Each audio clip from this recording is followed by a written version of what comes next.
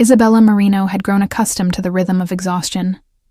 It was a steady pulse that beat beneath her ribs, keeping time with the hum of the espresso machine at Café Allegro and the clatter of dinner plates at Trattoria Luna. 2 jobs, 7 days a week, with barely enough hours between shifts to sleep, let alone dream. At 24, she had mastered the art of moving through life on autopilot, smiling when required, translating documents during stolen moments on the subway, and pretending that the hollow ache in her chest was just fatigue and nothing more. New York City had promised her everything when she first arrived from Boston 3 years ago. It had delivered chaos instead. The kind of chaos that swallowed ambition whole and left behind only the skeletal remains of what could have been. She had come here to build a career as a literary translator, to bridge the worlds of Italian poetry and American readers, to honor the language her nonna had whispered to her since childhood. Instead, she found herself translating corporate emails about shipping logistics and wine import regulations, her talent reduced to a commodity measured in words per minute and invoices paid net 30. Tonight, like most nights, Isabella stood behind the bar at Trattoria Luna, watching the dinner crowd with tired eyes. The restaurant was one of those timeless Italian establishments that clung stubbornly to authenticity in a neighborhood rapidly surrendering to fusion concepts and overpriced small plates. Red and white checkered tablecloths, candles dripping wax onto wine bottles, framed photographs of someone's Sicilian ancestors lining the walls. It smelled like garlic, basil, and nostalgia. A scent that should have comforted her but instead reminded her of everything she'd left behind. She had just finished pouring a Chianti for table 7 when the door opened, letting in a gust of October wind, and a man who seemed to carry the weight of the city on his shoulders without breaking a sweat. Isabella noticed him immediately, though she pretended not to. Everyone noticed him. It wasn't just his height or the way his dark gray suit fit him like it had been designed with his specific body in mind, though both were impressive. It was the way he moved through space as if he owned it, as if every room he entered recalibrated itself around his presence. Matteo Romano. She didn't know his name yet, but she would learn it soon enough, along with the warnings that came attached to it. He sat at the corner table, the one reserved for VIPs, and people who tipped in hundreds rather than 20s. His dark hair was swept back in that effortless Italian way that looked artless, but probably required more product than Isabella used in a month. A thin gold chain caught the candlelight at his throat, visible where his crisp white shirt was unbuttoned just enough to suggest he didn't believe in following anyone's rules but his own. His forearms, exposed where he'd rolled his sleeves to his elbows, were decorated with ink, intricate designs that wrapped around muscle and sinew like secrets written on skin. Isabella felt something stir in her chest, a dangerous flutter of interest she immediately crushed beneath the heel of practicality. Men like that were trouble. She'd seen enough of them in her years in the city to recognize the type. Too handsome, too confident, too accustomed to getting exactly what they wanted without having to ask twice. The kind of man who probably thought a smile was currency, and a woman's resistance was just foreplay. She approached his table with her customer service smile firmly in place, the one that was friendly enough to earn tips, but distant enough to discourage conversation. "Good evening. Can I start you with something to drink?" He looked up from his phone, and Isabella found herself caught in the crosshairs of the most unsettling gaze she'd encountered in years. His eyes were dark, almost black in the dim restaurant lighting, and they assessed her with an intensity that felt physical. Not leering. She would have known how to handle that. This was different. This was the look of someone who saw past the uniform and the rehearsed pleasantries, someone who recognized the exhaustion she tried so hard to hide. "Brunello di Montalcino," he said, his voice low and rich, with just enough Italian in the pronunciation to make it clear he wasn't showing off. This was simply how he spoke. "The 2016, if you have it." Of course he would order the most expensive wine on the menu. Isabella noted it on her pad without comment, her expression carefully neutral. "And for dinner?" "I'll need a few minutes." He returned his attention to his phone, dismissing her with the casual ease of someone who had never had to consider whether his dismissals hurt. Isabella walked away, telling herself the heat in her cheeks was irritation and nothing more. She put in the wine order and busied herself with other tables, but she remained hyper-aware of him throughout the evening. He ordered the bistecca alla Fiorentina, rare, and ate with the focused attention of someone who appreciated good food, but didn't feel the need to perform gratitude. He took 2 phone calls during dinner, his conversation clipped and efficient, conducted in Italian too rapid for most of the staff to follow, but perfectly clear to Isabella, who caught fragments despite herself. Business talk, something about a shipment delay and a meeting pushed to Thursday. It was when she brought his espresso, served in the tiny demi-tasse cup that tourists always complained about, that everything changed. "Is there anything else I can get for you?" she asked, setting the cup down with practiced precision. "Actually, yes." He looked up at her, and this time his gaze lingered on her face with open curiosity. "You're Italian, not Italian-American, Italian-Italian. Where from?" The question threw her off balance. "My family is from Sicily, but I was born here." "Your accent when you speak English," he continued, as if she hadn't just tried to shut down the conversation. "Very slight, but it's there. And you understood every word I said on the phone, didn't you?" He smiled, and the expression transformed his entire face from intimidating to devastating. "You were listening." Isabella felt her defenses snap into place like armor. "I was working, not listening. And even if I was, your business is none of mine." "Good." His smile widened. "I prefer people who mind their own business, but I'm curious now. What brings a Sicilian girl to a mediocre Italian restaurant in Manhattan when you could probably be doing something far more interesting with your time and talent?" The presumption in his question, the casual entitlement of it, sparked something hot and reckless in Isabella's chest. She'd been swallowing her pride and her opinions for so long, packaging herself into something palatable for customers and bosses, and clients who saw her as nothing more than a service to be consumed. And here was this man, this stranger in his expensive suit with his expensive wine, making assumptions about her life like he had any right to an opinion. "Rent," she said flatly. "Bills.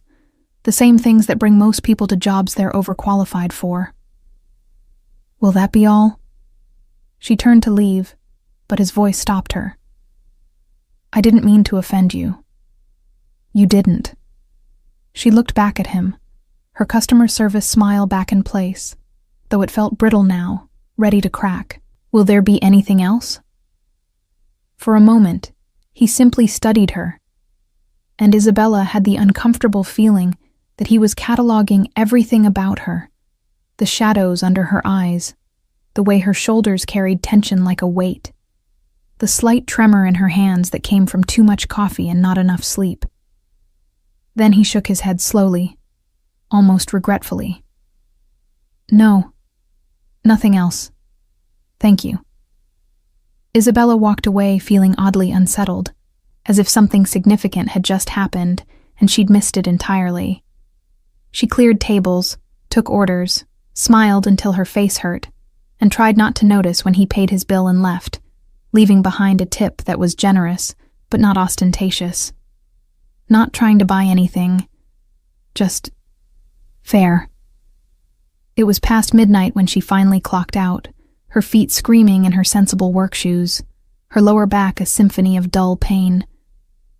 She waited for the night bus on the corner, her coat pulled tight against the October chill, her mind already racing ahead to tomorrow's translation deadline and the stack of bills waiting on her kitchen counter. The streets were still alive with that particular Manhattan energy that never quite dimmed, even in the small hours. She didn't see him again that night. But somehow, Isabella knew, with that particular instinct that lives somewhere between intuition and dread, that the man in the gray suit was going to become a problem. The question was what kind of problem, and whether she had the energy left to deal with it. The second encounter came 3 days later, on a Thursday, that had started badly and spiraled downward from there. Isabella's laptop had died mid-translation, taking with it 2 hours of unsaved work. Her landlord had slipped a rent increase notice under her door, and the cafe where she worked mornings had cut her hours, citing economic uncertainty, while simultaneously hiring the owner's nephew. By the time she arrived at Trattoria Luna for the dinner shift, Isabella's carefully maintained composure was hanging by a thread. She was wiping down menus in the back when Maria, the hostess, poked her head through the doorway, her expression caught between amusement and concern. "Your boyfriend is here. Corner table again." "I don't have a boyfriend," Isabella said automatically, not looking up from the menu in her hands, where someone had spilled what appeared to be marinara sauce across the dessert section. "Well, somebody forgot to tell him that. He asked for you specifically, by name." Maria waggled her eyebrows suggestively. "And honey, if I were 20 years younger and not married to the world's most jealous man, I would be fighting you for that one. Those arms? Madonna.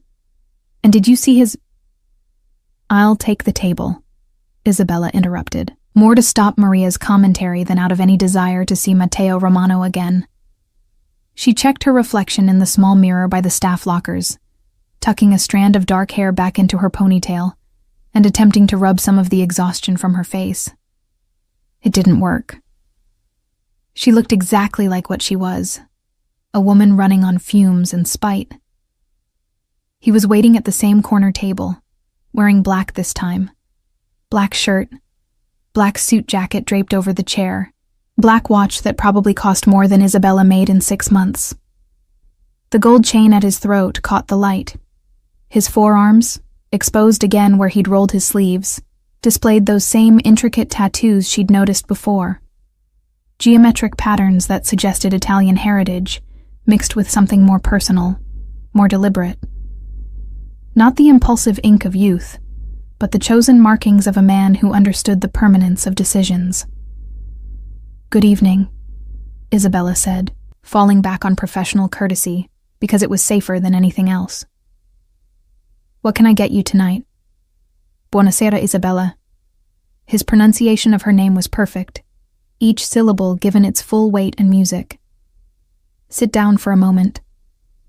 "I'm working." "I know. I'm a customer making a request. Sit, please." He gestured to the chair across from him, and something in his tone, not quite commanding but certainly not asking, made Isabella hesitate. She glanced around the restaurant. It was early still, only 2 other tables occupied, both with water and menus, and at least 10 minutes before they'd need attention. Against her better judgment, she sat. "I wanted to apologize," Matteo said, before she could ask what this was about. "For the other night, I was rude. I made assumptions about your situation without knowing anything about you, and that was—" He paused, seeming to search for the right word. "Unacceptable." Isabella blinked, caught completely off guard. In her experience, men like him didn't apologize. They justified, explained, deflected, but they didn't simply admit fault and leave it at that. "Oh, well, thank you, I suppose." "You suppose?" His mouth curved into something that might have been amusement. "That's not exactly a gracious acceptance." "I wasn't aware I needed to be gracious about someone apologizing for their own bad behavior," Isabella shot back, and immediately regretted it. This was a customer. She was supposed to be professional, accommodating, pleasant. But something about him shorted out her usual filters, made her respond with the sharp edge she usually kept carefully sheathed. To her surprise, he laughed, a genuine sound of delight that transformed his entire face. "No, you're absolutely right. I like that. Most people just accept apologies like they're trinkets being handed out. You make me work for it." "I'm not trying to make you do anything," Isabella said, starting to rise from her chair. "Now, if you'll excuse me, I should get back to—" "Wait, please." He held up a hand, and again, Something in the gesture made her pause. "I have a proposal for you. A business proposal." Isabella sat back down slowly, suspicion warring with curiosity. "What kind of business proposal?" "I need a translator. Not just any translator. I need someone who understands both the formal and colloquial registers of Italian. Someone who can navigate technical legal language, but also capture nuance and subtlety. Someone who grew up with the language, who thinks in it, not just speaks it." He leaned forward slightly, his dark eyes intent on her face. "I've been asking around. Maria mentioned you work 2 jobs, that you translate documents freelance, that you studied literature at university, but ended up here." The fact that he'd been asking about her should have raised red flags. Instead, Isabella found herself leaning forward too, drawn in despite her wariness. "What exactly would I be translating?" "Contracts initially. I'm opening a new venture, a cultural center and gallery space in Tribeca. It's a partnership between American investors and Italian cultural institutions. Everything needs to be translated, reviewed, refined. Legal documents, grant applications, exhibition catalogs, correspondence. It's a 6-month project, possibly extending to a year. The pay is..." He named a figure that made Isabella's breath catch in her throat. Per month. That was more than she currently made from both jobs combined. She stared at him, trying to find the catch, because there had to be a catch. "Why me? There are professional translation agencies that handle this kind of work. People with reputations, portfolios, references. I've met with 3 agencies. They're all competent, they're all expensive, and they're all missing something." He tilted his head slightly, studying her with that same unnerving intensity she remembered from their first meeting. Passion. Understanding.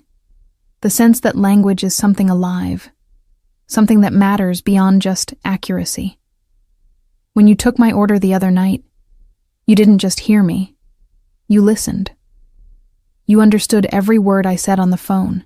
And more than that, you understood the context, the subtext. That's what I need. Not just someone who can translate words, but someone who can translate meaning. Isabella's heart was racing now, though she tried to keep her expression neutral. This was too good to be true. This was exactly the kind of opportunity she'd dreamed about when she first moved to New York. The kind of project that could transform a resume, open doors, prove she was more than just a warm body filling in gaps in the service industry. But she'd learned the hard way that opportunities that seemed too good to be true usually were.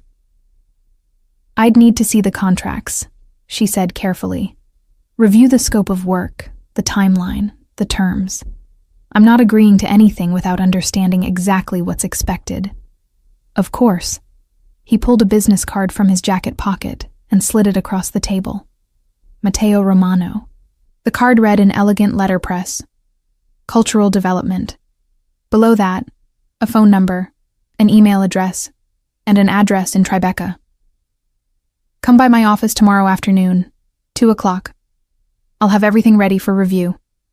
If you're not interested after seeing the details, no hard feelings. But Isabella..." He caught her eyes again, and she felt that strange flutter in her chest return. "This is legitimate.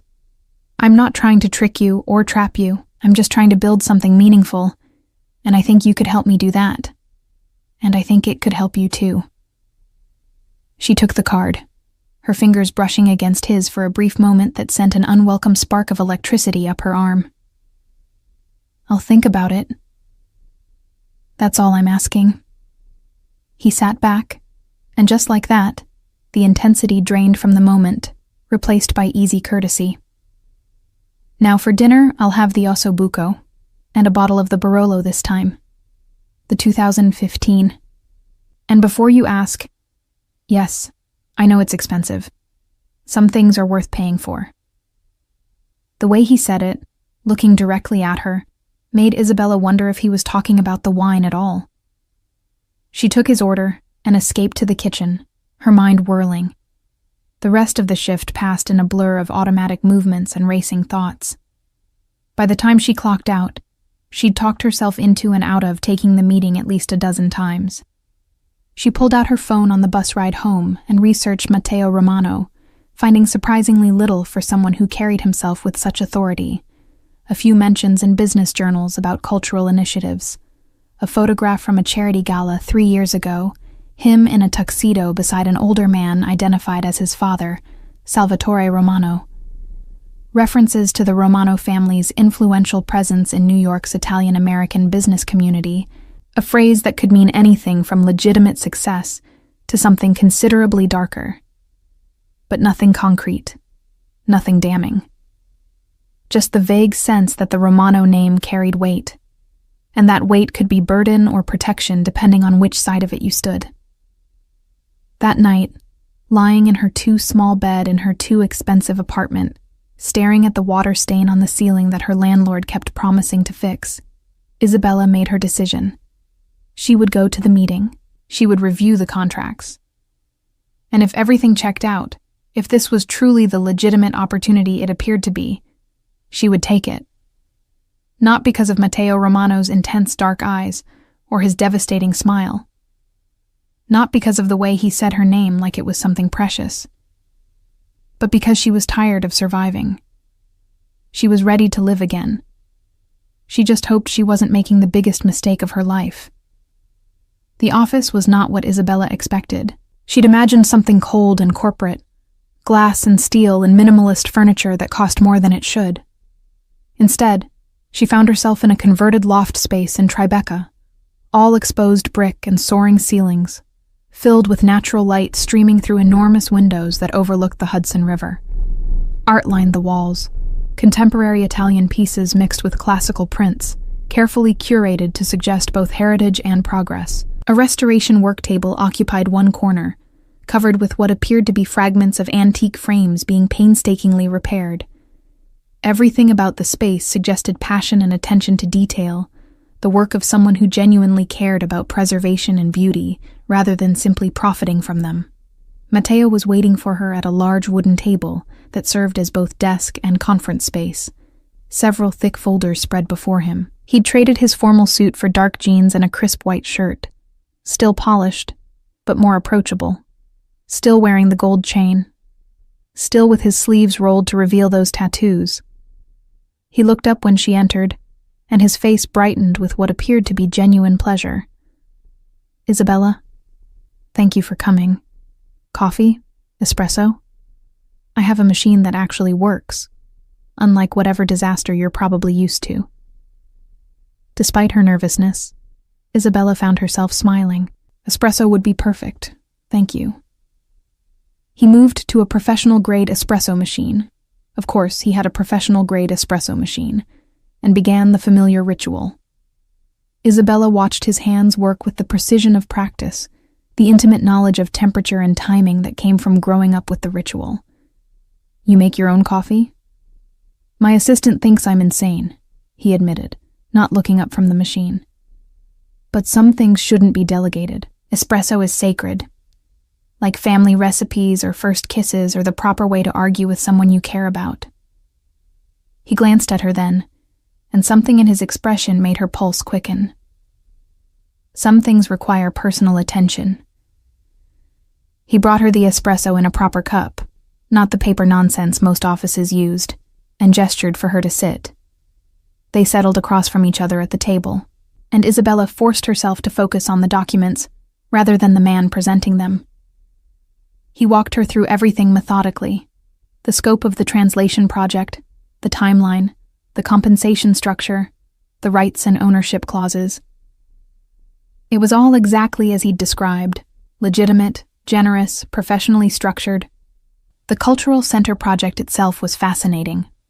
A partnership between the Romano family's foundation and several Italian cultural institutions to create a permanent gallery space, artist residency program, and educational center focused on preserving and promoting Italian art, literature, and craft traditions in America. "This is ambitious," Isabella said, looking up from the contracts after her third careful review. This isn't just a vanity project or a tax write-off. This is real. Matteo leaned back in his chair, his fingers steepled beneath his chin. My father built his reputation in hospitality, hotels, restaurants, that kind of thing. Profitable, certainly, but not particularly meaningful. When he retired last year, he gave me control of the family foundation and told me to do something that mattered. Something that would outlast us. His expression softened with something that looked like vulnerability. Though it disappeared so quickly, Isabella wondered if she'd imagined it. Italy gave my grandparents everything when they had nothing. I want to give something back, but I also want to make sure it's done right, that it honors the craft and the culture, rather than just exploiting it for profit or prestige. That's why you want someone who actually understands the language, Isabella said, understanding dawning. Not just the words, but the weight behind them. The history, the context, the cultural significance. Exactly. He leaned forward again, his dark eyes intense on her face. I can pay someone to accurately translate contratto di prestito, but I need someone who understands the difference between lending and borrowing in Italian culture, who knows that certain phrases carry implications that English equivalents don't quite capture. I need someone who won't just translate documents, but will help me make sure I'm not accidentally offending anyone or missing crucial nuances because I'm trying to bridge two different worlds.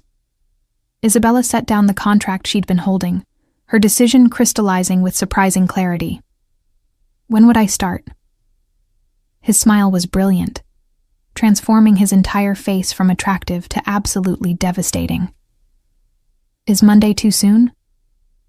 They spent the next hour discussing logistics. Isabella would need to give notice at both her current jobs, 2 weeks at the cafe, though Maria would probably let her leave sooner, and the restaurant could find a replacement within a week.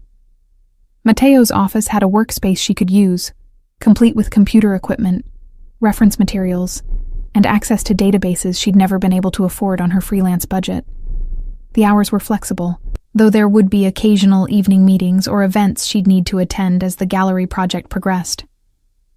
He handed her a key card for the building and his direct phone number, written in his own hand on the back of another business card. Call anytime, he said. And I mean that. If you're working on something at midnight and have questions, call me. If you think I'm about to make a cultural faux pas in a meeting, interrupt me. I don't want a translator who's afraid to speak up. I want a partner in this. The word partner hung in the air between them, heavy with implications neither of them seemed ready to address directly. Isabella tucked the card into her bag and stood to leave, feeling lighter than she had in months. This was it. This was the opportunity that would change everything. She made it to the door before his voice stopped her. Isabella? One more thing. She turned back to find him standing at the table, his expression serious now, almost grave. The other night at the restaurant, when I got up to leave, you said something. In Sicilian, under your breath. You thought I didn't hear. Isabella's stomach dropped. She'd been so tired, so irritated by his presumption and his casual assessment of her life. She'd muttered an insult her grandmother had used when particularly exasperated with stubborn men. Testa di ferro arrogante, arrogant iron head. It was juvenile and petty, and she'd regretted it the moment it left her mouth. I apologize. That was unprofessional and— Say it again, he interrupted, taking a step toward her. His eyes were locked on hers, something dark and challenging swirling in their depths. But this time, look at me when you do it. Isabella's breath caught. This was a test, she realized. A challenge. He wanted to see if she would back down, if she would soften herself, and make herself smaller to avoid conflict with someone who held power over her. It was what she'd been doing for years, swallowing her opinions, dimming her natural intensity, turning herself into something palatable and unthreatening.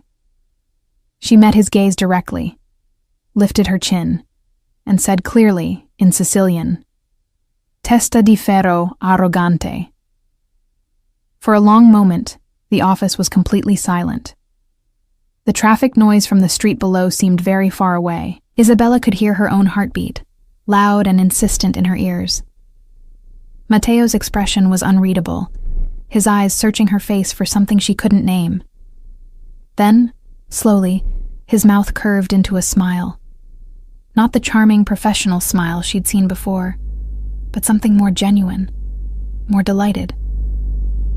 "Perfect," he said softly. "Don't ever apologize for that. Not to me, not to anyone. Promise me."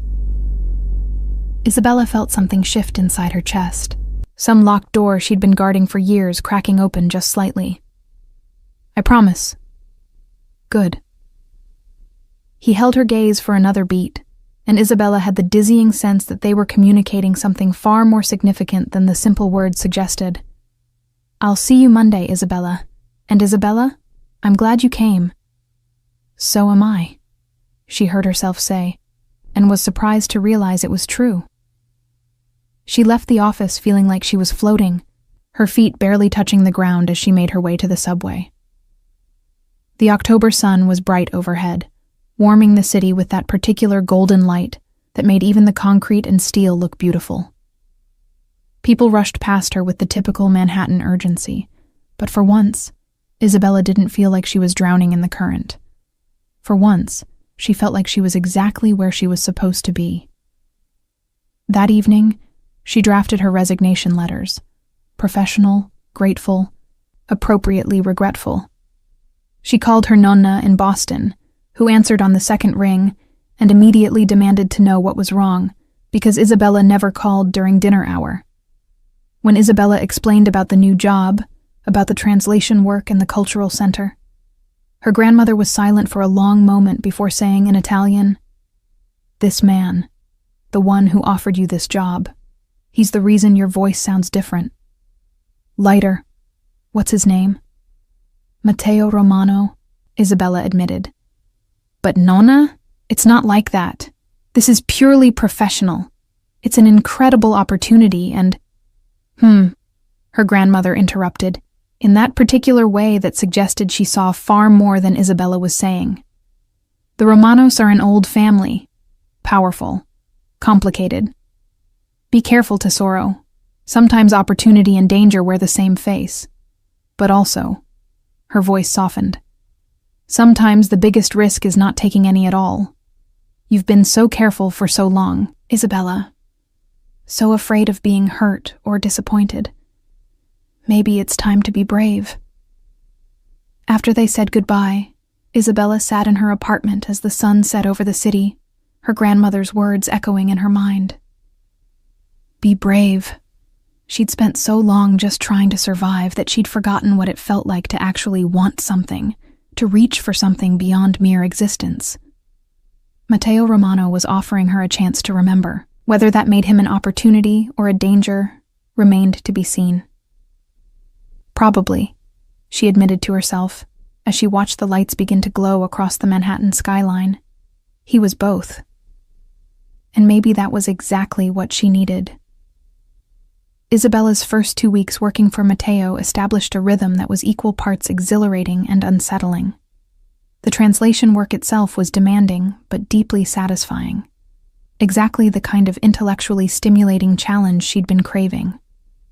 She spent her days immersed in contracts, grant proposals, and exhibition catalogs, carefully choosing words that would honor both the Italian original and American audience. Matteo had been right about needing someone who understood cultural nuance. Half her job wasn't translation at all, but rather interpretation, explaining why certain phrases that seemed identical on the surface carried completely different weights, depending on regional Italian dialects or cultural context. But it was the time spent working alongside Matteo himself that kept her off balance. He was nothing like she'd expected. Yes, he was demanding. He held everyone, including himself, to impossibly high standards. Yes, he was confident to the point of arrogance. But he was also funny in an understated way, quick with dry observations that made her laugh despite herself. He was genuinely passionate about the Cultural Center project, staying late into the evening to review plans and research potential artists, his enthusiasm infectious. And he asked for her opinion constantly, not as a formality, but because he genuinely valued her perspective, even when she disagreed with him. Especially when she disagreed with him, actually. He seemed to take particular delight in their arguments. "This section about the residency program," Isabella said one afternoon, looking up from her laptop where she'd been reviewing the latest draft. "The Italian version emphasizes tradition and preservation. The English version emphasizes innovation and contemporary practice. Those aren't the same message, Matteo." He looked up from the architectural drawings he'd been studying, his sleeves rolled up as always, a smudge of graphite on his jaw from where he'd been sketching modifications to the gallery space. "They're both important aspects of what we're trying to do." "Yes, but you can't say different things to different audiences and expect it to work. You need to decide what the actual message is, and then say that consistently in both languages." She stood and walked to where he sat, leaning over his shoulder to point at the relevant paragraphs on her screen. "Look, here you're essentially promising the Italian institutions that you'll be a custodian of traditional techniques. Here you're promising American funders that you'll be pushing boundaries and supporting cutting-edge work. Those are potentially contradictory goals." Matteo studied the text, his expression thoughtful. Isabella was acutely aware of how close they were standing, could smell the faint scent of his cologne. Something expensive and subtle. Sandalwood, maybe, with an underlying warmth that suggested spices. "You're right," he said finally. "I've been trying to tell everyone what they want to hear instead of being clear about what I actually want to build." He looked up at her, and this close, she could see flecks of amber in his dark eyes. "So what do I actually want? You've been reading these documents for 2 weeks. You probably understand the vision better than I do at this point." Isabella straightened, putting some necessary distance between them, and considered the question seriously. "You want to create a space where tradition and innovation aren't opposing forces, but rather in conversation with each other, where Italian artists can learn from American perspectives and vice versa, where preservation isn't about amber-freezing culture, but about keeping it alive and relevant. You want—" She paused, searching for the right words. "You want to build a bridge, not a museum. Does that sound right?" His expression had gone very still, very intent. When he finally spoke, his voice was lower than usual, rougher around the edges. "Yes, that's exactly right. How did you—" "It's what you actually talk about when you think no one's listening," Isabella said. "When you're on the phone with your architect, or reviewing artist proposals, or sketching ideas on napkins during lunch. You never talk about preservation or innovation separately. You always talk about connection, dialogue, bridge building." For a long moment, Matteo simply looked at her, and Isabella had the uncomfortable feeling that he was seeing something she hadn't meant to reveal. Then he smiled. Not his usual charming smile, but something smaller and more genuine. "Thank you. For paying attention. For caring enough to pay attention." "That's what you hired me for," she said, her tone deliberately light, trying to reestablish some professional distance. "No," he said quietly. "I hired you to translate documents. This, understanding what I'm actually trying to do, helping me see it more clearly. That's something else entirely. That's something you choose to do." Isabella returned to her desk without answering, her heart beating slightly too fast. Moments like this had been happening with increasing frequency, moments when the professional boundaries they'd carefully maintained seemed to blur into something else, something neither of them was quite ready to name or address. She told herself it didn't mean anything. That intensity and long hours naturally created a sense of intimacy that could be mistaken for something deeper, that Matteo probably had this effect on everyone who worked closely with him, and she was foolish to think she was somehow special. But then there were the other moments. The times when she'd look up from her work to find him watching her with an expression she couldn't quite read. The way he remembered details about her life she'd only mentioned in passing. That she preferred her espresso with just a hint of sugar. That she called her grandmother every Sunday evening. That she couldn't work if there was too much noise but needed some background sound or the silence became oppressive. The way he'd started bringing pastries from a specific Sicilian bakery in Brooklyn because he'd noticed her eyes light up when she mentioned it. Small things. Thoughtful things. The kind of things that suggested he was paying attention to her with the same focused intensity she'd been trying not to pay to him. It all came to a head 3 weeks into the job, during their first major event. The cultural center was still months from opening, but Matteo had organized a preview reception for potential donors, partner institutions, and selected artists. It was held at one of the Romano family's hotels, a boutique property in Soho that had been recently renovated in a style that managed to honor the building's 19th century bones while feeling utterly contemporary.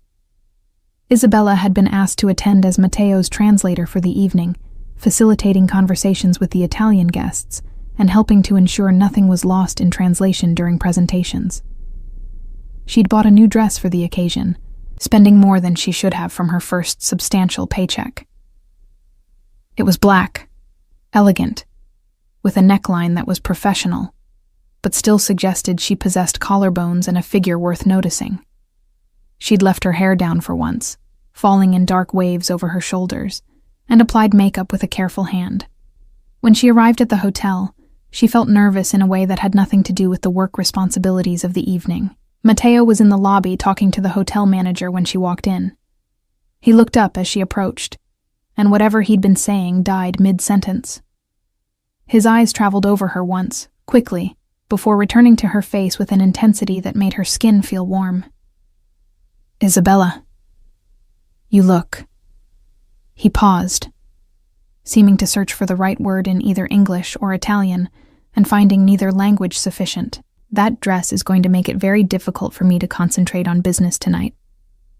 It was delivered lightly, almost as a joke, but there was something underneath the words that felt heavier, more real. "Thank you," Isabella managed, her voice thankfully steady. "You clean up well yourself." That was an understatement. Matteo in a formal suit was almost unfairly attractive. The jacket was perfectly tailored to his broad shoulders. The crisp white shirt, a stark contrast to his olive skin. His dark hair was swept back as usual, and the gold chain at his throat caught the light. But it was the way he carried himself. The absolute confidence mixed with something that looked almost like anticipation, that made him truly compelling. The evening proceeded smoothly. Isabella fell into the familiar role of interpreter, facilitating conversations between Italian representatives and American donors, explaining cultural references and context where needed. She watched Matteo work the room with practiced ease, seeing new dimensions to him in this context. He was charming, certainly, but there was genuine substance beneath the charm. He spoke about the Cultural Center project with real passion, and when people asked questions, his answers revealed deep knowledge and careful thought. Midway through the evening, during a presentation about the residency program, one of the Italian cultural ministers made a comment in rapid Sicilian dialect, something about hoping the project would respect traditional methods rather than diluting them with American commercial priorities. It was delivered as a polite concern, but there was an edge underneath, a test to see how Matteo would respond. Before Isabella could translate, Matteo answered directly in Italian, his accent flawless, his word choice perfect. He acknowledged the concern, spoke eloquently about the importance of preserving authentic techniques, and then, and this was the brilliant part, gently pushed back, arguing that culture had always evolved through exchange and dialogue, that the masters of Renaissance Italy had been influenced by artists from across Europe and beyond, that tradition wasn't a fixed point, but rather a living conversation between past and present. The minister looked impressed and slightly chastened. Several other Italian guests nodded approval. Isabella felt a surge of something that was definitely not attraction, absolutely not pride, because that would suggest she was emotionally invested in Mateo's success, which she certainly was not. "You didn't need me to translate that," she murmured when they had a moment alone by the bar. "No," he agreed, accepting a glass of Prosecco from the bartender. "But I needed you here anyway. You notice things. You make me better at this." Before Isabella could parse what that meant, they were pulled into another conversation, then another, the evening flowing around them in a blur of introductions and small talk and carefully navigated cultural exchanges. It wasn't until near the end of the night, when most guests had departed and only a few stragglers remained, that Isabella found herself alone with Mateo on the hotel's rooftop terrace, the Manhattan skyline glittering around them like a constellation of earthbound stars. "I think that went well," she said, leaning against the railing and letting the cool October air wash over her face. Her feet were killing her in the heels she'd chosen, but she didn't care. She felt alive in a way she hadn't in years, challenged and engaged and useful. "It went perfectly," Mateo said, moving to stand beside her. "Because of you. You know that, right? You made all of this possible." He gestured vaguely at the skyline, or maybe at the hotel below them, or maybe at something larger, the entire project, the vision, the future they were building together. Isabella turned to look at him, struck by the sincerity in his voice. "I just translated. You did all the actual work." "No." He shifted to face her directly, and suddenly they were very close, the narrow terrace making proximity inevitable. "You do so much more than translate. You understand. You care. You make me think about things differently. He stopped, something complicated crossing his face. "I need to tell you something, and I need you to let me say it all before you respond." Isabella's heart was suddenly racing. "Mateo, please." His hand came up, not touching her, but close enough that she could feel the heat of it. "I know this is complicated. I know I'm your employer, and that makes this inappropriate and probably stupid. But I have to be honest because I'm terrible at pretending. And you deserve honesty.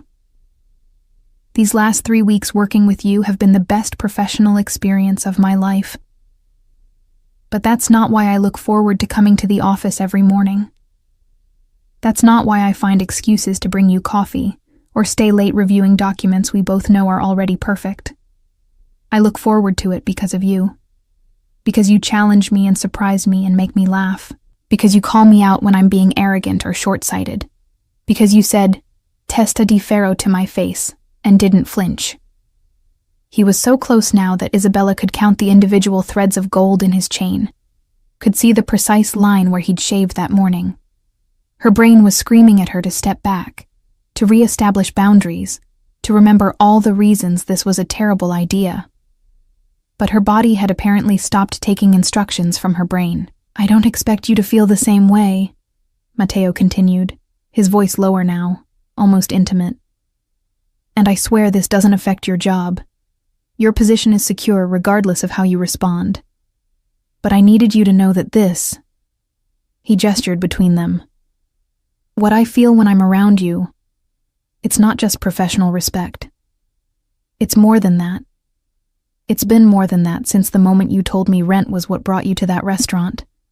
Since you looked at me like I was an idiot for not understanding how hard you were working just to survive. Since you showed me that strength isn't about power or money or reputation. It's about getting up every day and doing what needs to be done even when you're exhausted and scared and not sure how you're going to pay next month's bills." Isabella's breath was coming shallower now. "You're right," she managed. "This is complicated and probably stupid. I know, and inappropriate given our professional relationship. I know that too. And I should tell you to stop talking and never mention this again. You should." His eyes searched her face, waiting. "Are you going to?" Isabella looked at him. Really looked at him. At the man who'd somehow seen past her exhaustion and survival instincts to recognize the person she'd been before New York had worn her down. who'd offered her an opportunity that was exactly what she needed when she needed it most, who brought her Sicilian pastries and argued with her about translations and listened when she explained why certain words mattered, who looked at her not like she was something to be conquered or consumed, but like she was someone worth knowing, worth understanding, worth the risk. "No," she heard herself say. "I'm not going to tell you to stop." The smile that broke across his face was brilliant, transforming him from merely handsome to absolutely devastating. "No? No, because you're not the only one who's terrible at pretending." She took a small step closer, drawn forward by something stronger than caution or common sense. "I tell myself you're just my employer, that I'm just here for the work, but I don't stay late reviewing perfect documents for the work. I don't spend 20 minutes choosing a dress for tonight because of professional responsibility. I don't think about you when I'm supposed to be concentrating on translations. And I definitely don't want to do this because of a job." "Do what?" he asked, though his eyes had gone dark and intent, and she knew he understood exactly what she meant. "This," Isabella said, and kissed him. For one heartbeat, Matteo went completely still, as if surprised despite everything they'd just said. Then his arms came around her, pulling her closer, and he was kissing her back with an intensity that made her knees weak. His mouth was warm and tasted like Prosecco, his hands careful but firm where they touched her back. It felt like falling and flying simultaneously, terrifying and perfect. It felt like admitting something she'd been denying for weeks. When they finally broke apart, both slightly breathless, Isabella found herself smiling. "This is definitely a complication. The best kind," Matteo agreed, his forehead resting against hers. "Though I should probably clarify something. Earlier when I said I'm not your employer, I meant that. You're not my employee, Isabella. You're my partner in this project, and I'd like you to be my partner in other contexts too, if you're interested." "I'm interested," she admitted, "though I reserve the right to call you testa di ferro arrogante whenever you're being impossible." His laugh was warm against her cheek. "I wouldn't want it any other way." The weeks that followed existed in a strange liminal space between professional partnership and something far more personal. They were careful at the office, maintaining appropriate boundaries during work hours, but after everyone else had gone home, those boundaries dissolved. They stayed late most evenings, ostensibly to work but really to talk. Long, rambling conversations that covered everything from Italian poetry to the best pizza in Brooklyn to childhood memories and dreams neither had dared articulate to anyone else. They ordered takeout at midnight and argued about translations and kissed between paragraphs of contract revisions. It was impractical and probably inadvisable, but it was also the happiest Isabella had been in years. Matteo, she was discovering, was nothing like the intimidating figure she'd first encountered at the restaurant. Yes, he could be commanding and intense in professional contexts, but in private, he was surprisingly vulnerable. He worried constantly about whether the Cultural Center project was truly honoring his grandparents' heritage or just another exercise in wealthy guilt and cultural appropriation. He second-guessed decisions and lay awake at night mentally reviewing conversations for potential missteps. He carried the weight of family expectations with the kind of silent pressure that came from generations of men who'd confused love with control. His father, Salvatore, had built the Romano family business from his own father's small restaurant into a hospitality empire. He'd done it through hard work and careful investments, and, as Matteo admitted carefully one evening, through relationships and leveraged power structures that existed in the gray areas between legitimate and something else. Nothing criminal exactly, but the kind of connections that came with certain expectations and obligations. Matteo had spent his 20s trying to prove himself worthy of the Romano name, taking over struggling hotels and turning them into destinations, earning his father's approval through ruthless efficiency and business acumen. Only recently had he begun to question whether that was actually what he wanted, whether success measured in profit margins was the legacy he hoped to leave. My father thinks I'm wasting the family foundation on vanity projects, Matteo confessed one night, his head in Isabella's lap as they stretched out on the office couch after a particularly long day of meetings. Her fingers were running through his hair in a gesture that had become automatic, comforting for both of them.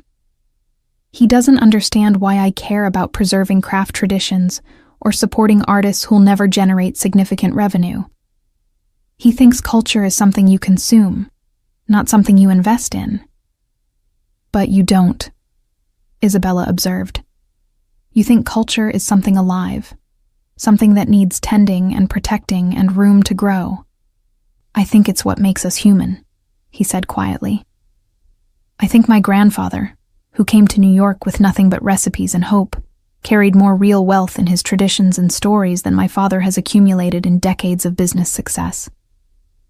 And I think if we lose that, if we let it all become commercialized and homogenized, we lose something essential about who we are.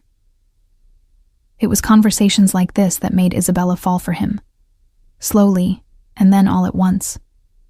Not the grand gestures or expensive gifts, though Matteo was certainly capable of both, but the quiet moments when he let down his guard and showed her the person underneath the power, the person who cared deeply, who felt things intensely, who was trying so hard to honor his past while building something meaningful for the future. Of course, nothing existed in a vacuum. 5 weeks into their relationship, if that's what they were calling it, Isabella met Matteo's father. It wasn't planned. She'd been at the office on a Saturday afternoon, working through a challenging translation of an exhibition catalog, when Salvatore Romano arrived unannounced. She heard raised voices from Matteo's private office and looked up to see an older man in an immaculate suit, clearly agitated, gesturing emphatically while he spoke rapid Italian. Matteo's responses were quieter, measured, but Isabella could hear the tension underneath. She should have left, given them privacy, but something kept her frozen at her desk, listening despite herself. This is exactly the problem, Salvatore was saying. You're so focused on this art project that you're neglecting real business. The Midtown Hotel needs attention. The restaurant group is struggling. And you're here playing curator instead of... I'm building something that matters, Matteo interrupted, his voice sharp. Something that will last beyond quarterly earnings reports. And who's going to see it? Who's going to care? Salvatore's voice dripped with frustration. You're a Romano. We built our name on hospitality, on service, on giving people what they want, not on forcing high-minded cultural education down their throats. Maybe that's the problem, Matteo said, and Isabella heard a door open. Maybe we've spent so long giving people what they want that we've forgotten to ask what they need. Salvatore emerged first, his face flushed with anger. He noticed Isabella at her desk and stopped, his expression shifting to calculation. And who's this? Isabella Marino, Matteo said, appearing behind his father. His jaw was tight, his eyes flashing with irritation. She's my partner on the Cultural Center project. Isabella, this is my father. The word partner hung in the air with deliberate ambiguity. Salvatore's gaze swept over her once, assessing, and Isabella fought the urge to shrink under the scrutiny. This was a man accustomed to evaluating people like assets, determining their value and potential utility with ruthless efficiency.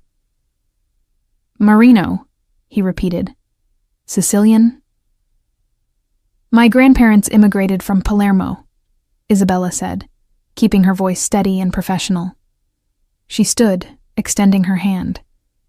It's nice to meet you, Mr. Romano. He shook her hand briefly, his grip firm and impersonal. And what exactly does a partner on this project do?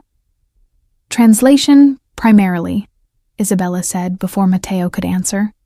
Documents, correspondence, cultural consultation, anything that requires bridging Italian and American perspectives. She met his eyes directly, refusing to be intimidated. Your son is building something remarkable. I'm just helping him communicate it clearly. Salvatore's expression suggested he found this answer marginally acceptable, though hardly impressive. Well, good luck with that. He turned back to Matteo. We'll talk Monday about the Midtown situation. Don't ignore my calls. Then he was gone, leaving behind a wake of expensive cologne and disapproval. In the silence that followed, Isabella and Matteo looked at each other. I'm sorry, he said finally. That was your father, Isabella finished, who clearly has opinions about how you should be spending your time. He has opinions about everything. Matteo moved to where she stood and pulled her into his arms, resting his chin on top of her head. He's not wrong about some things. I have been neglecting other business concerns. But I can't. He trailed off, frustration evident in the tension of his body. I can't keep living the life he planned for me. I've tried. For years I tried. And I was miserable. Then don't, Isabella said simply, pulling back to look at him. Build what you want to build. Your father will adjust or he won't, but either way, you can't live your life trying to earn approval you're never going to receive. When did you become so wise? He asked, a hint of his usual humor returning. I've always been wise. You've just been too intimidated by my brilliance to notice. He laughed and kissed her, and the tension of the afternoon gradually dissolved into easier conversation, and eventually dinner at a small Italian place in the village where they sat in the back corner and talked until closing. But Isabella couldn't quite shake the memory of Salvatore's assessing gaze, the sense that she'd been evaluated and found wanting. She understood now, in a way she hadn't before, what it cost Matteo to choose his own path. He wasn't just building a gallery. He was rebuilding himself, creating an identity separate from family expectations and inherited obligations. And she was part of that reconstruction. The knowledge was both thrilling and terrifying. The situation came to a head 2 weeks later, during the first major milestone in the gallery project. They'd secured a significant grant from the Italian Ministry of Culture, contingent on approval of the educational programming. Isabella had spent weeks refining the proposals, working closely with an advisory committee of Italian academics and artists to ensure the programming would meet the ministry's rigorous standards. When the approval came through, it represented not just funding, but validation, proof that what they were building had real cultural value beyond Matteo's personal investment. They celebrated that evening with champagne at the office, just the two of them, the city lights glowing through the windows. Matteo was giddy with relief and excitement, more unguarded than Isabella had ever seen him.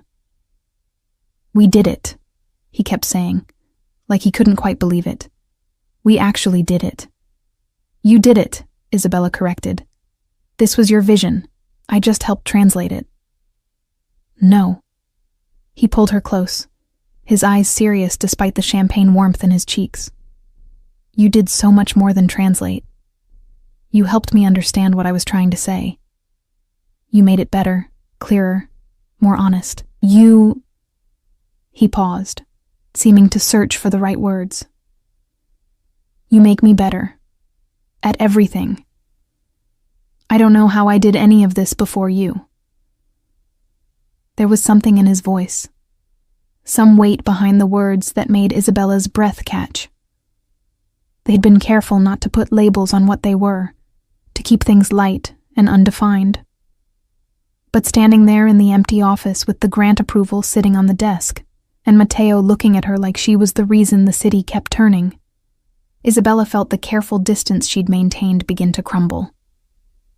I love you, Matteo said, the words coming out rushed and slightly nervous, as if he'd been holding them back for a while, and they'd simply escaped. I know it's fast, and I know this is complicated. But I need you to know. I love you, Isabella. Not just what you do for the project, but who you are. The way you argue with me. The way you say my name when you're exasperated. The way you drink espresso like it's sacred. The way you never let me get away with being anything less than honest. I love all of it. I love you." Isabella stared at him, her mind racing. This was too fast, too intense, too much everything.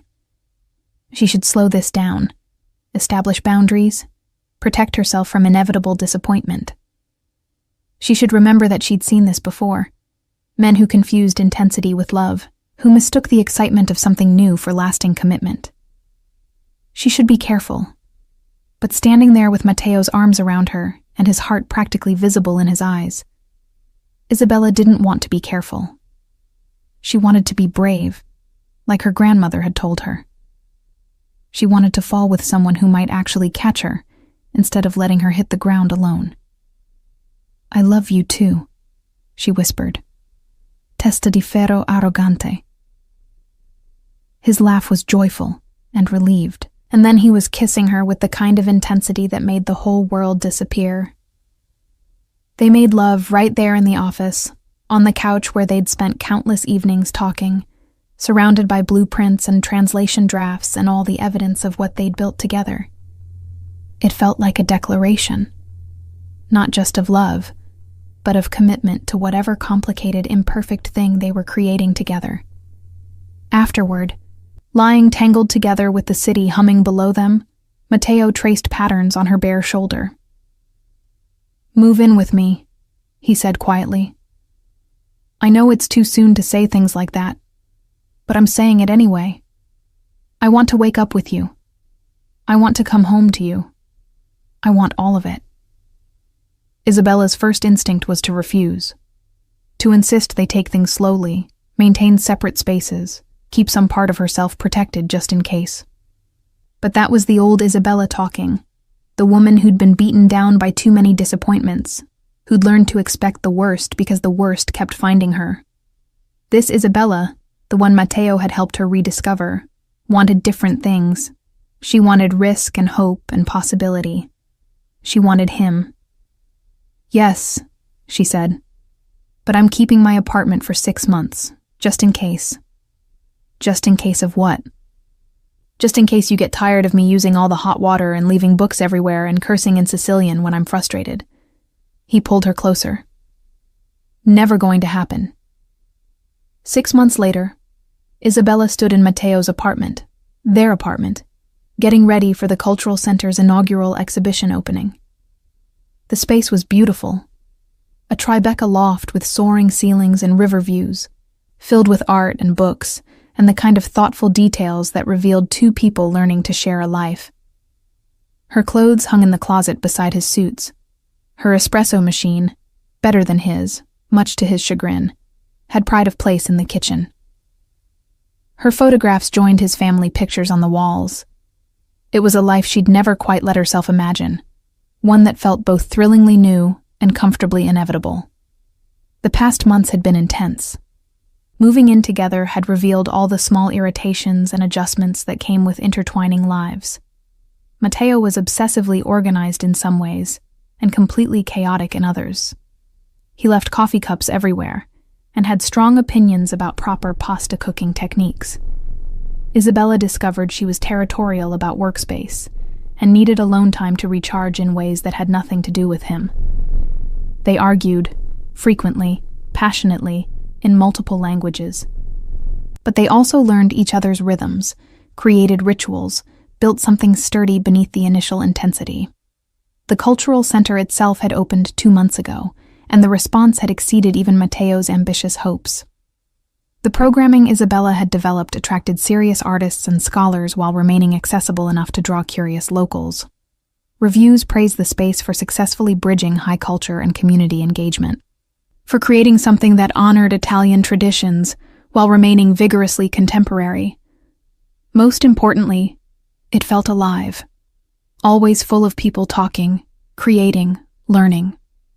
Matteo's vision had become reality, and watching him move through the space he'd built, seeing the quiet satisfaction on his face, filled Isabella with pride that had nothing to do with her own contributions. But tonight was special. Tonight's exhibition, Crossing Borders, Contemporary Italian Artists in Dialogue, represented the culmination of everything they'd been working toward. Established Italian artists paired with emerging American talents, each collaboration exploring themes of heritage, translation, and cultural exchange. Isabella had been deeply involved in the curation, using her linguistic and cultural expertise to help forge connections between artists who might not otherwise have found common ground. "You look beautiful," Matteo said, appearing in the bathroom doorway. He was already dressed, wearing a black suit that made him look criminally attractive, his hair styled in that perfect, slightly messy way that suggested effortless elegance. The gold chain at his throat caught the light. His shirt sleeves were already rolled to reveal his forearms, and those tattoos she'd traced with her fingers countless times. "Though I'm biased." "You're very biased," Isabella agreed, smoothing the red dress she'd chosen for tonight. It was bolder than her usual choices, the color vibrant and confident. 6 months ago, she wouldn't have worn something this attention-drawing. But 6 months ago, she'd been a different person, or rather, a diminished version of herself. Matteo had helped her remember she was allowed to take up space, to be seen, to be proud of what she'd accomplished. "Do you think your father will come?" Matteo's expression flickered with something complicated. His relationship with Salvatore remained strained. The older Romano had never explicitly approved of the cultural center, though he'd stopped actively undermining it. And he'd never quite warmed to Isabella, though he'd learned to treat her with cool professional courtesy. He said he'd try, but he's in Boston for a business meeting, so. He shrugged, trying to project indifference that didn't quite ring true. "Either way, tonight is going to be incredible. We've done something really special, Isabella." "You've done something special," she corrected, moving to straighten his collar unnecessarily, just wanting an excuse to touch him. "I just helped with the words." "You keep saying that, and you keep being wrong." He caught her hands in his dark eyes intense on her face. "This whole project exists because you understood what I was trying to say before I could articulate it myself. You took a wealthy guy's guilty conscience and helped me turn it into something meaningful. You made me believe I could build something that honored my heritage without being trapped by it. You..." He paused, swallowing hard. "You changed my life, Isabella. In every possible way." She kissed him softly, tasting the familiar warmth of his mouth, feeling the familiar flutter in her chest that still hadn't faded. "We changed each other's lives. That's how this works." The exhibition opening was spectacular.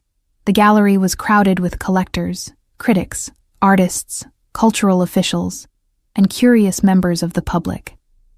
Isabella spent the evening in her element, translating conversations, facilitating introductions, watching connections form between people who'd approached the exhibition from wildly different perspectives. She noticed Matteo across the room, completely in his element too, discussing artistic techniques with a painter from Milan, while simultaneously charming a skeptical New York Times critic. He caught her eye and smiled, that particular smile that was just for her, the one that said, "We did this together." Midway through the evening, Isabella found herself standing alone for a moment in front of her favorite piece from the exhibition, a collaborative installation by a Sicilian ceramicist and a Brooklyn sculptor. The work explored themes of fragmentation and reconstruction, using broken pottery shards reassembled into new forms that honored their traditional origins while creating something entirely contemporary. It was, Isabella thought, a perfect metaphor for what she and Matteo had built together, taking pieces of heritage and history and loss and assembling them into something new and whole. "Impressive work," said a voice beside her, and Isabella turned to find Salvatore Romano studying the installation with an expression that was difficult to read. She hadn't realized he'd come after all. "My son tells me you were very involved in selecting the pieces for this exhibition." "I helped connect artists," Isabella said carefully, always slightly on guard around Matteo's father. But the vision was Matteo's. The space itself, the programming philosophy, all of that came from him. Salvatore continued studying the ceramic installation. "You know, I didn't understand what he was trying to do here. I thought it was wasteful, impractical, self-indulgent. Rich man's hobby. He turned to look at her directly. I was wrong. This is... He gestured at the crowded gallery, the animated conversations, the clear evidence of genuine cultural engagement. This is something real, something that matters. My son did this, with your help. It was probably the closest thing to approval Isabella had ever heard from him. He's incredibly talented, she said quietly. And he cares deeply about honoring his family's heritage while building something new. That's not easy. It requires courage. It requires someone who believes in him, Salvatore corrected. Someone who sees past the family name and the family business and the family expectations to the person underneath. My wife used to do that for me, before she passed. I'd forgotten what it looked like. He paused, and for just a moment, his expression softened into something almost vulnerable. Take care of him, Isabella. My son is stronger than I gave him credit for. But he's also more fragile than he lets on. He needs someone who understands both. Before Isabella could respond, Salvatore had moved away, leaving her standing alone with a lump in her throat. Across the room, she saw Matteo searching for her through the crowd. When their eyes met, his face lit up with such pure joy that Isabella felt her own heart expand to accommodate the feeling. She pushed through the crowd to reach him, and he immediately pulled her close, his arm around her waist. There you are, he murmured against her hair. I was looking for you.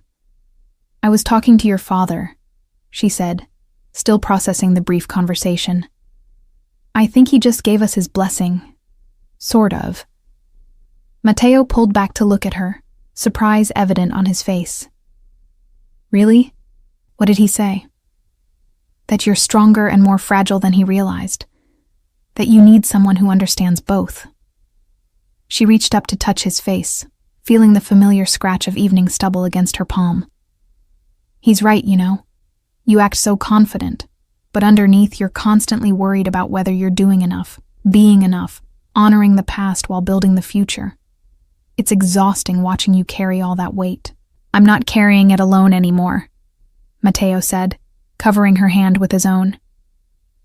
That's what you don't seem to understand, Isabella.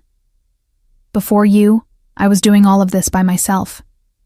Making decisions in isolation, second-guessing everything, trying to prove something to people who didn't care about what I was actually trying to build. But with you... He paused, and she saw him gather his courage for something. With you, everything makes sense. You're not just my translator or my partner in the cultural center. You're my partner in life. You're the person who makes me believe I can be both a Romano and myself. You're... He stopped talking, and suddenly dropped to one knee, right there in the middle of the crowded gallery, pulling a small velvet box from his jacket pocket. The conversations around them gradually quieted as people noticed what was happening. Isabella felt her breath catch, her hand flying to her mouth in shock. Isabella Marino, Matteo said, his voice carrying through the suddenly silent gallery. You walked into my life cursing me in Sicilian, and I knew immediately that you were going to change everything. You challenge me and support me, and call me out when I'm being an arrogant idiot. You made me want to build something meaningful instead of just something profitable. You taught me that honoring heritage doesn't mean being trapped by it. You showed me what it means to be truly brave. Not fearless, but afraid, and doing it anyway. I love you more than I thought it was possible to love another person. Will you marry me and spend the rest of your life arguing with me in multiple languages? Isabella looked down at him. This man who'd somehow seen past her exhaustion and defenses to recognize the person she'd been trying so hard to remain. This man who'd offered her not just a job, but a purpose. Not just security, but a partnership. This man who loved her temper and her intensity, and her habit of cursing in Sicilian when she was frustrated. She thought about her grandmother's advice 6 months ago. Sometimes the biggest risk is not taking any at all. Yes, she said, her voice shaking with emotion but clear and certain. Yes, you arrogant, wonderful, impossible man. Yes.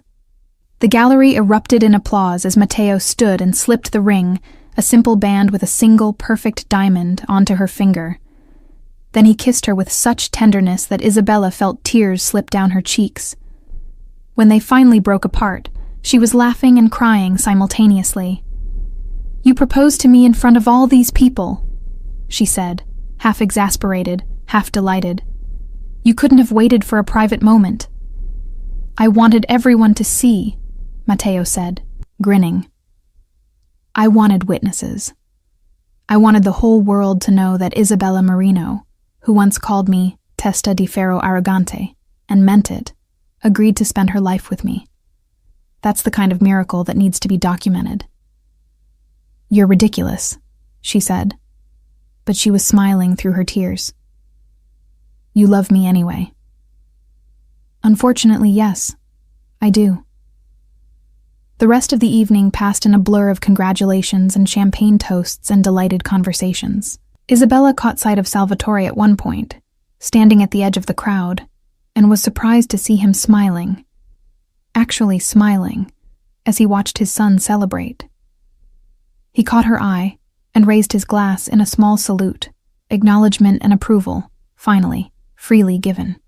As the night drew to a close and guests gradually departed, Isabella found herself back in front of the ceramic installation with Matteo beside her, his arm around her waist, the unfamiliar weight of the engagement ring on her finger.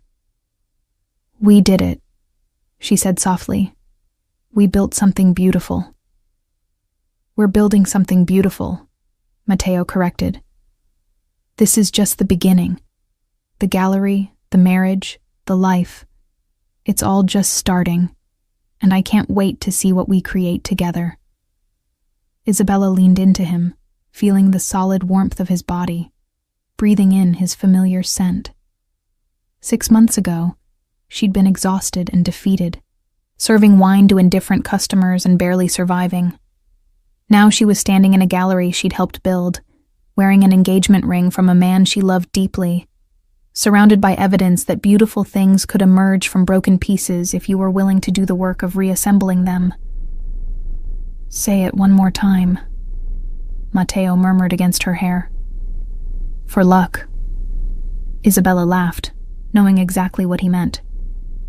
She pulled back just enough to look him in the eye, channeling every ounce of exasperated affection she felt, and said clearly in Sicilian, "Testa di ferro arrogante." Matteo's smile was brilliant. "That's my girl. Now let's go home." And so they did.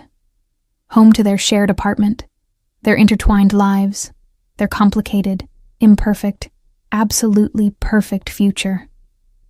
Isabella had cursed him quietly in Sicilian that first night, and he'd grinned and told her to say it again but looking at him.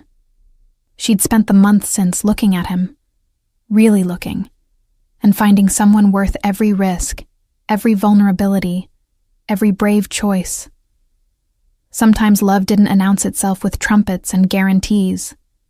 Sometimes it arrived disguised as irritation and insult, and only revealed its true nature slowly, in stolen moments and shared work, and the gradual realization that you'd found someone who made you want to be the fullest version of yourself. Sometimes the man you cursed in Sicilian turned out to be the man who'd help you remember how to dream again.